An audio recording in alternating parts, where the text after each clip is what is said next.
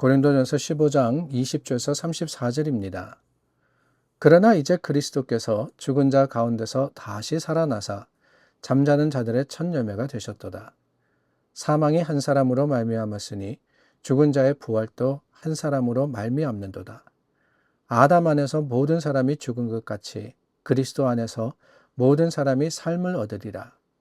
그러나 각각 자기 차례대로 되리니 먼저는 첫 열매인 그리스도요, 다음에는 그가 강림하실 때에 그리스도에게 속한 자요, 그 후에는 마지막이니 그가 모든 통치와 모든 권세와 능력을 멸하시고 나라를 아버지 하나님께 바칠 때라. 그가 모든 원수를 그 발 아래에 둘 때까지 반드시 왕노릇 하시리니 맨 나중에 멸망받을 원수는 사망이니라.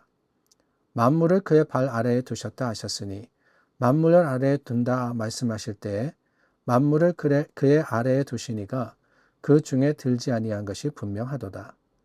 만물을 그에게 복종하게 하실 때에는 아들 자신도 그때의 만물을 자기에게 복종하게 하신 이에게 복종하게 되리니 이는 하나님이 만유의 주로서 만유 안에 계시려 하심이라.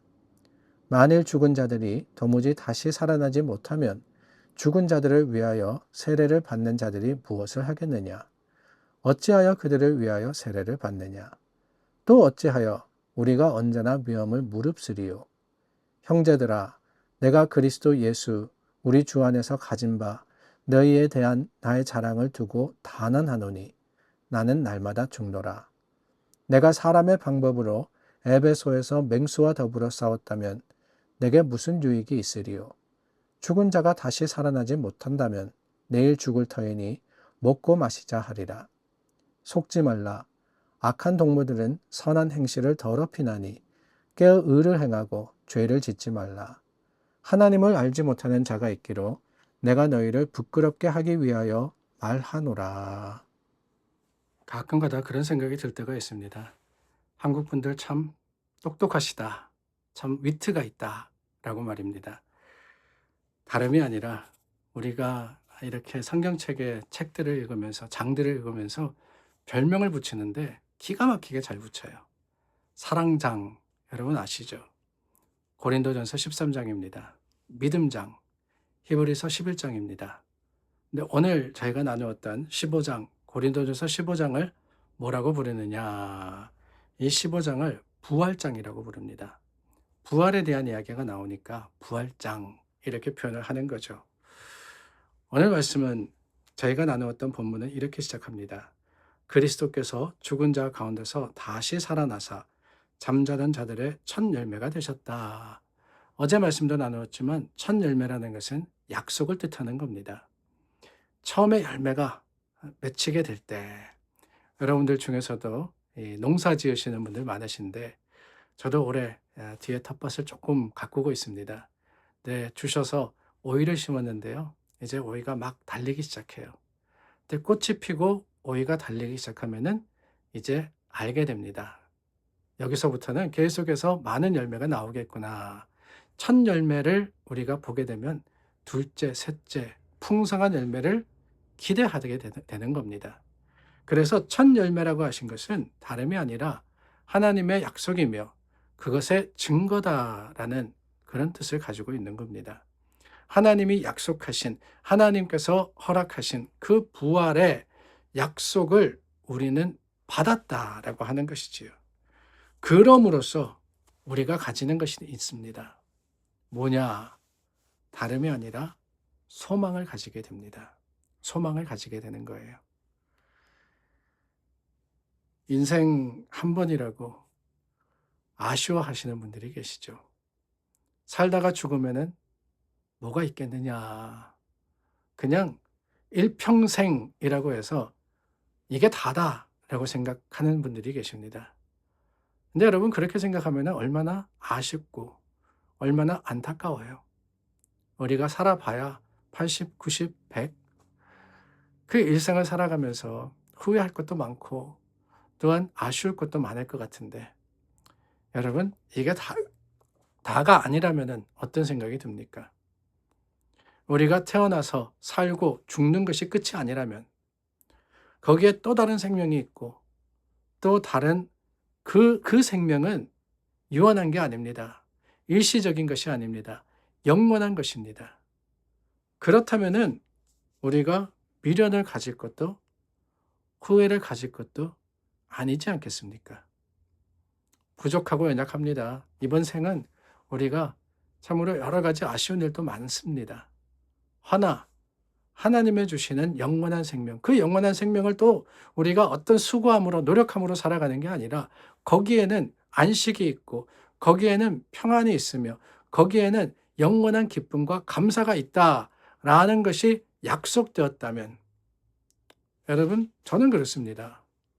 이 세상을 살면서 아둥바둥하지 않을 것 같아요. 아니 뭐 많이 가졌다고 적게 가졌다고 있다고 없다고 그게 무슨 그렇게 중요한 일들이 되겠습니까? 다음 생명, 다음 생에는 하나님의 주시는 영원한 생명의 그 풍성함이 우리에게 주어질 것이기 때문에 그거를 우리가 받느냐 못 받느냐가 중요한 거지.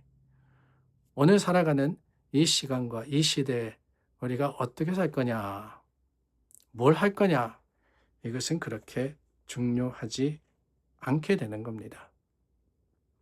이런 소망 가진 사람은 참 놀라운 일들이 약속되어 있습니다. 오늘 말씀해 보니까 능력 있는 삶을 가능하게 하는 게 바로 부활에 대한 소망이자 확신이라고 하고 있습니다. 예수님께서 부활하실 때 모든 원수를 다 제어하시리라. 나중에 멸망받을 원수가 사망이라라고 했습니다. 그러니까 사망마저도 예수님의 부활의 권세에 무릎 꿇는다라고 하는 거예요. 이게 무슨 말이냐? 우리가 살아가는 삶에 하나님의 주시는 그 부활의 능력이 임하면 우리는 더 이상 세상 속에서 어떠한 굴복하는 존재가 아니라 세상을 다스리는 존재가 된다라고 하는 겁니다. 죽음마저도, 사망마저도 예수님께서 무릎 꿇게 하시고 다스리신다라고 하지 않으셨습니까? 죽음이 사람들을 다스렸습니다. 그 죽음으로 인해서 우리는 슬퍼하기도 하고 실망하기도 하고 실패하기도 했습니다. 그러나 여러분, 예수님께서 부활하심으로써 예수님께서 첫 열매가 되심으로써 우리에게 확신시켜 주신 거예요. 더 이상 이게 다가 아님을. 우리가 사망 아래에 있을 필요가 없음을. 오히려 우리는 사망을 다스리는 권세를 받았습니다. 아니, 두려워하지 않는 게 다스리는 거 아니겠어요? 이전에는 그 두려움으로써 우리를 좌지우지했던 것이 사망입니다. 어떻게 하면 안 죽을까? 어떻게 하면 우리가 살아가면서 그 죽음을 피할까? 근데 이제는 아니에요. 너 마음대로 해봐라. 네 마음대로 해봐라. 내가 겁낼 것 같으냐? 사망이 다가 아닌데, 그걸 내가 아는데, 내가 확신하는데, 하나님이 약속으로 주셨는데, 뭐 죽음 때문에 염려하고 걱정해. 여러분, 사망이 얼마나 당황하겠어요. 우리 믿는 사람들의 그 용기를 보고는 두려워 떨지 않겠습니까? 그 권세를 저와 여러분들이 받은 겁니다. 그러므로 여러분, 우리는 오히려 죽음마저도 우리에게 주시는 그 권세를 맡기시는 하나님만을 바라면 됩니다. 더 이상 염려할 필요 없습니다. 걱정하시지 마시기를 바랍니다. 두려워 피할 필요 없습니다. 오히려 준비된 자들에게 주시는 영원한 생명의 약속이 오늘 저와 여러분들의 아름다운 능력이 됨을 고백하고 그것을 확신하고 선포하기만 하면 됩니다. 죽음을 이긴다면 세상의 그 무엇이 우리로 하여금 실패하게 하겠어요? 가장 큰 권세, 죽음이라는 사망이라는 권세를 우리가 이겼는데 더 이상 무엇을 지겠으며 무릎 꿇겠습니까? 다만 하나님만 바라고 주님 안에서 세상을 이기시는 여러분들이 되시기를 바랍니다. 그게 바로 주님 주신 능력입니다. 첫 열매의 능력입니다. 그 능력을 받아 누리는 저와 여러분들이 될 수 있기를 우리 주님의 이름으로 축원합니다. 기도하겠습니다. 참 좋으신 하나님 감사합니다. 하나님의 크신 은혜로 우리가 살았습니다. 이제는 죽음을 이겼습니다. 두려워할 것이 아니라 감사함으로써 하나님께 나아가는 믿음의 사람 삼아 주시옵소서. 예수님의 이름으로 기도드립니다. 아멘. 하나님 안에서 믿음으로 승리하였습니다. 오늘도 그 승리의 삶을 살아가는 저와 여러분들이 되기를 바랍니다.